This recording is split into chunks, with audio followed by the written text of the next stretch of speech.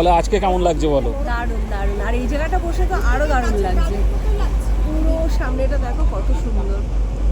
আর একদম দুধারে ঘন জঙ্গল, আর বাঘের দেখা মিলবে কিনা সেই অপেক্ষায় বসে আছি।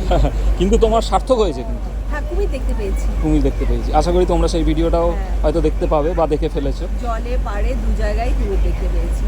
এটা একটা দারুণ অভিজ্ঞতা ছিল। আর কত সুন্দর চারিদিকটা দেখো।